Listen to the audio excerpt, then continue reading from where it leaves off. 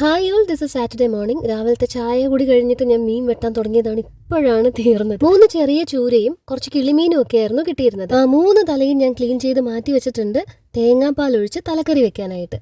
ലില്ലിയംച്ചിയൊക്കെ soup വെക്കുന്ന പോലെ തന്നെയാണ് മരണ വീട്ടിലന്ന് സൂപ്പ് വെച്ചിരുന്നത്. അതിന്റെ സെയിം റെസിപ്പിയാണ്. ആകെയുള്ള വ്യത്യാസം വെള്ളത്തിന് പകരം തേങ്ങാപ്പാൽ യൂസ് ചെയ്യുന്നു എന്നുള്ളതാണ്. തല തേങ്ങാപ്പാൽ ഒഴിച്ച് ഇങ്ങനെ തലക്കറി വെക്കുന്നത് മമ്മിയുടെ റെസിപ്പിയാണ്, ആലന്റെ അമ്മയുടെ. എനിക്ക് അതാണ് കൂടുതൽ ഇഷ്ടം. ഫിഷും ചിക്കനും അങ്ങനെ നോൺ വെജ് ഒക്കെ ഫ്രിഡ്ജിൽ സൂക്ഷിക്കാനായിട്ട് ഞാൻ യൂസ് ചെയ്യുന്ന ടൈപ്പ് ഓഫ് കണ്ടെയ്നേഴ്സ് ആണ് ഇത്. ബാക്കി വരുന്ന ഫുഡ് സ്റ്റോർ ചെയ്യുന്ന വുഡൻ ലിഡുള്ള ഗ്ലാസ് കണ്ടെയ്നേഴ്സ് അല്ലാണ്ട് വേറെ ഒന്നും, ഈ സ്റ്റോറേജ് കണ്ടെയ്നേഴ്സ് ഒന്നും തന്നെ മൈക്രോവേവ് സേഫ് അല്ല കേട്ടോ. ഞാൻ ഫ്രിഡ്ജിൽ വെക്കാൻ യൂസ് ചെയ്യുന്നത്. ഇതുപോലെ ചിക്കനോ മീനോ ഒക്കെ ഈ കണ്ടെയ്നേഴ്സിൽ ഫ്രീസറിൽ സ്റ്റോർ ചെയ്യാം. ഇത് 4 എണ്ണത്തിന്റെ ഒരു സെറ്റാണ് വരുന്നത്. ഇനി നമുക്ക് തലക്കറി വെക്കാം.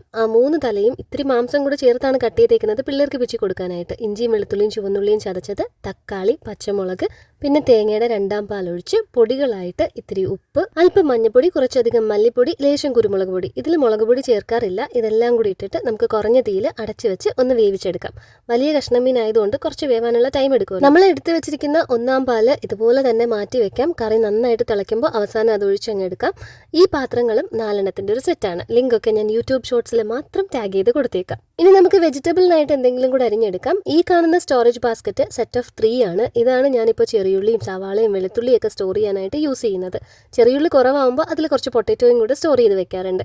കാണാനും നല്ല ഭംഗിയാണ്, നല്ല എയർ ഫ്ലോയും ഉണ്ടാവും. ആ ഒരു ഷെൽഫിന്റെ താഴത്ത് ഇതുപോലെ നെറ്റ് അടിച്ചേക്കുന്നത് കൊണ്ട് അതിനുള്ളിൽ വെച്ച് പൂട്ടിയാലും കേടുകൂടാതിരുന്നോളും. മമ്മി ഇവിടെ തലക്കറി ഉണ്ടാക്കുന്ന ദിവസങ്ങളിൽ സ്ഥിരം കോംബോ ആണ് കാബേജ് ഉപ്പും കുരുമുളക് പൊടി ഇട്ടൊന്ന് വാട്ടിയെടുത്തതും പപ്പടം. നല്ല എരിവുള്ള ഏതെങ്കിലും ഒരു അച്ചാറും കൂടെ ഉണ്ടെങ്കിൽ സംഭവം കുശാൽ. അപ്പോൾ നമുക്ക് കാബേജ് ഒന്ന് വഴറ്റിയെടുക്കാം. വെളിച്ചെണ്ണയിൽ കടുക് പൊട്ടുമ്പോൾ ഉള്ളി വഴറ്റി അതിലേക്ക് കാബേജ് ആഡ് ചെയ്ത് കൊടുത്ത് ഉപ്പും കുരുമുളക് പൊടിയിട്ട് അടച്ചു വെച്ച് ഒന്ന് വേവിച്ചെടുത്താൽ മതി. ഇത് കംപ്ലീറ്റ്ലി കുക്ക് ആവണമെന്നില്ല, അല്പം ക്രഞ്ചി ആയിട്ടിരിക്കുന്നതും നല്ല ടേസ്റ്റ് ആയിരിക്കും.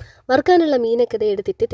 ഞാൻ മാരിനേറ്റ് ചെയ്യുന്നതിന്റെ കൂട്ടത്തിൽ 4 ചൂരയുടെ പീസ് മാരിനേറ്റ് ചെയ്തതിന്റെ പിന്നിൽ വേറൊരു കുട്ടൻസ് ഉണ്ട്, അത് ഞാൻ വഴിയേ പറയാം. ഈ ഒരു പാത്രത്തിലേക്ക് ആ 4 പീസ് മീൻ, അല്ല 5 പീസ് ഉണ്ടായിരുന്നു, സോറി, അത് നമുക്ക് അങ്ങ് വറുത്തെടുക്കാം. തലയൊക്കെ വെന്തോന്ന് ഉറപ്പ് വരുത്തിയാൽ തലപ്പാൽ ഒഴിക്കാം. ലേശം ചെറിയുള്ളിയും വറ്റൽമുളകും ചേർത്ത് അത് താളിക്കാം. അതിനിടയിൽ തന്നെ ഞാനങ്ങ് പപ്പടവും കാച്ചി. കടയിൽ നിന്ന് ഇത്തിരി മീനച്ചാറ് മേടിച്ചിട്ട് അതിൻ്റെ അകത്തുനിന്ന് മീൻ വലയിട്ടെടുക്കേണ്ട അവസ്ഥയായിരുന്നു. അരപ്പ് മാത്രമായിരുന്നു കൂടുതൽ. അത് ആ വറുത്ത മീനിലോട്ട് ചേർത്ത് അച്ചാർ ഞാനങ്ങ് സെറ്റ് ചെയ്തെടുത്തു. ആലനും പിള്ളേർക്കും ഒക്കെ ചോറ് കൊടുത്തു കഴിഞ്ഞ് അച്ചാർ തണുത്തപ്പോൾ തിരിച്ച് കുപ്പിയിലേക്ക് മാറ്റിയിട്ട് ആ ചട്ടിയിൽ തന്നെ ഞാൻ ചോറിട്ട് കഴിച്ചു. ഇനിയിപ്പോൾ വാലന്റൈൻസ് ഡേ ആയിട്ട് പുറത്തു പോയില്ലെന്ന് വേണ്ട, വൈകുന്നേരം കയ്യിൽ കിട്ടിയതിനൊക്കെ പിറക്കിയെടുത്ത് ഞാൻ മലായി മൊമോസ് കഴിക്കാൻ പോയി. ജ്യൂസ് മേടിച്ചു കൊടുത്തതിന്റെ സന്തോഷമാണ് ഈ കാണുന്നത്. തലയിൽ മണ്ണുവാരിയിട്ട് അപ്പം വീട്ടിൽ പോകും.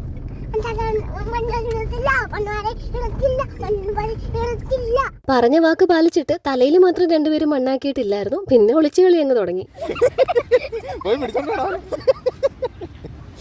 ഇനിയിപ്പോ കുറച്ചു നേരം നക്ഷത്രമൊക്കെ എണ്ണി കിടക്കാം. നാളെ കാണാം.